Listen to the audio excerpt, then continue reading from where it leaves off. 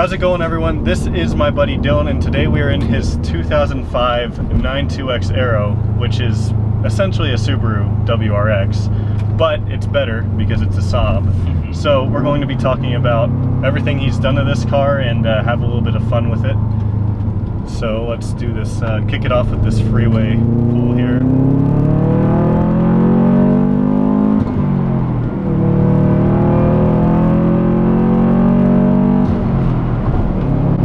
Exaggerate. 2005 92X, it has the 2-liter turbo EJ motor. It's an EJ205, I'm pretty sure. EJ205 with this Cobb access port. So do you want to talk a little bit about that? Because Saab guys don't know anything about Cobb. I admittedly don't really know about Cobb. That's a big Subaru thing. They're probably the leader in Subaru tuning. I just have your basic off-the-shelf tune from them for stage 2. It's like the stage 2 91 octane tune they do. It just like smooths out the engine. The stock tune on these cars, even though it's been forever since I've driven a stock tune on these cars, it was just not smooth. This really smooths it out, gives it that extra pep that like the car honestly needs.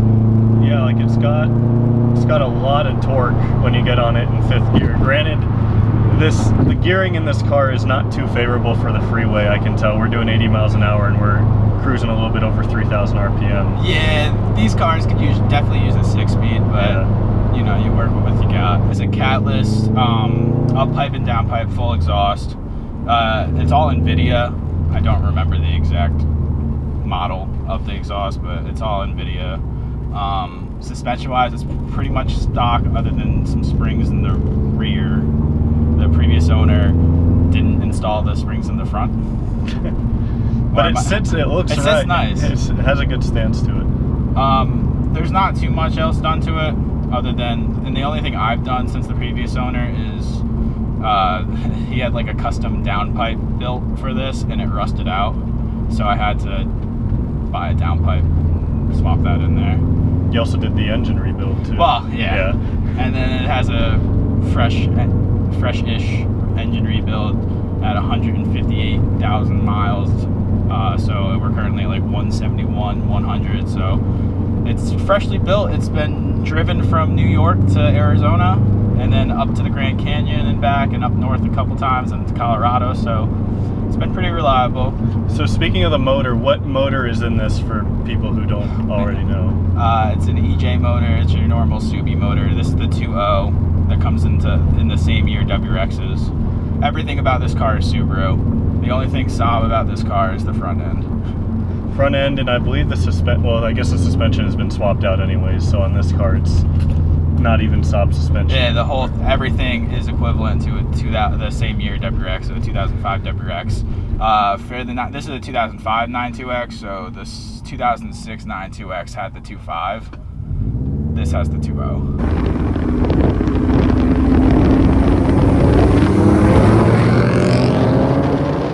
The 92Xs have the STI steering rack in it, but everything else is WRX. So if you were going to compare this car to anything, it's going to just be the same year WRX wagon. It even sounds the same when you have the same exhaust. They sound the same, yeah.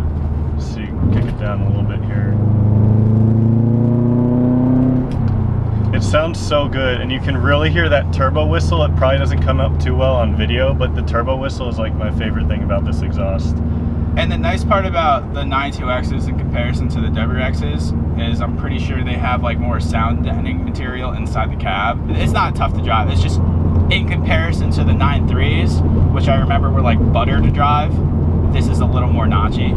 It is a little bit more notchy. It probably has a lot to do with it being a Subaru transmission and everything. Yeah, I'm from the Northeast where we get snow, so having the all-wheel drive, like you're not getting stuck in this thing very often. The only thing you ever have going against you is ground clearance, but as long as the snow is not like 2 feet deep, like you'll power through. Right.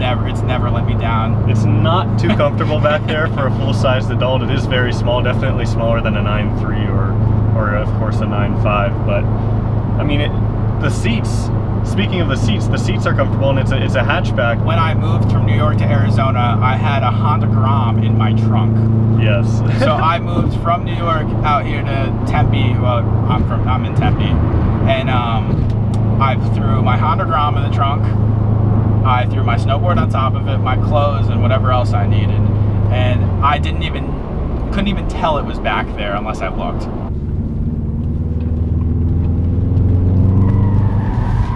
Oh man, she breaks traction really easily. It's also rocking all-season tires. Okay. Which will be probably not the best tread. Not the best tires for the summer in Arizona. I mean, there's not a ton of body roll, but the tires really like the chirp. Steering response is pretty good. Like, it's nice and quick when you turn the wheel. It doesn't, you know, it feels like a sporty car when you're driving it, and having that 5-speed manual certainly helps with that too. You definitely feel more secure, especially, you know, if I was rocking summer tires, nice grippy tires, you definitely feel more secure around bends and turns.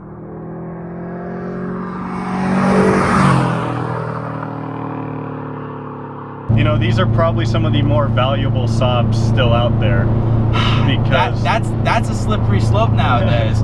So the thing is your pure-hearted Saab guys hate them because they're not Saabs, right. And then your Subaru guys don't want them because it's not a Subaru. So you're finding that niche of people like me who really dig Subarus but really love Saabs. So I think you could probably find a decent example of one between $4,000 and $6,000. Yeah, the clutch in this car is very easy to use though, even on a hill like that. I'm glad you think so. Yeah. Some people I've had driven this car who drive manual. Some people are like, it's weird, or it's more so probably my red one, because I haven't let too many people drive this one. But okay. like literally, I think I've had 4 people drive this car ever, and you're number 4. Hell yeah.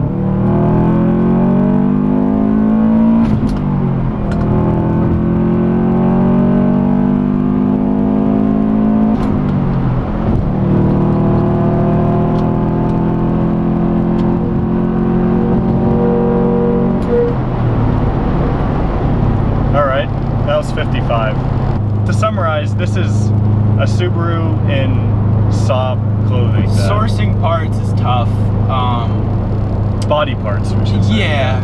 When it comes to anything with the motor, the trans, it's easy because it's all WX parts, so you can just go to like Rally Sport or, you know, anywhere people get their Subaru parts. I mean, when we were doing the motor rebuild, I was going to Subaru dealers and they were looking at me sideways when I gave them the VIN, but that's okay. When it comes to body panel parts, like front end parts, you'll find a lot of people who get into accidents where like they rear end someone, or they, you know, the bumper, the hood, anything similar to that gets messed up. You'll see pretty frequently that they do a front end clip swap with like a 05 to yeah, I guess I've only seen the 2004, 2005, 2006, and 2007 Rexes, which are like they call them the Blaubein and the Hawkeye. You'll see them do swaps like that sometimes because it's just hard to source the parts. The 92X is, in my opinion at least, objectively a better looking car, yeah, than the equivalent Subaru, but again, that's not a biased opinion or anything.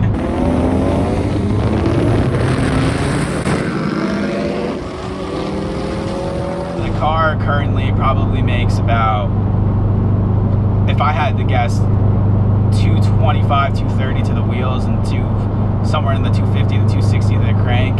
Stock, it comes to like 227 to the crank.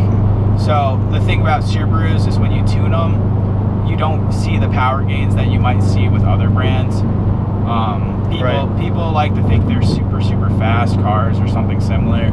They're quick, they're fun. I mean, I think it's enough power for myself, but you know, you're not having the fastest car in the world when you have your basic mods to a Subaru. You have to start getting into building up the engine block and like having a very, you want to make sure you have a very good tuner to pro tune your car so you're not blowing it up. Like, that's the thing that's kind of different with these cars, is that if you really want to make 400, 500 horsepower reliably, is a slippery slope too. But you really have to invest some money and get the good parts and have someone who knows what they're doing. Yeah, and what you find all the time is when people build these cars, but they don't like, they just up the boost and they don't build the block.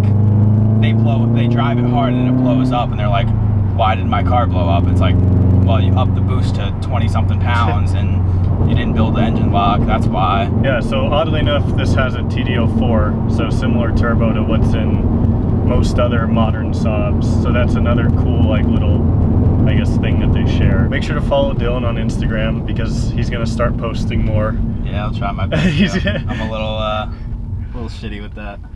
But anyways, thank you guys so much for watching, and I got a weird smile on his face. See you guys next time.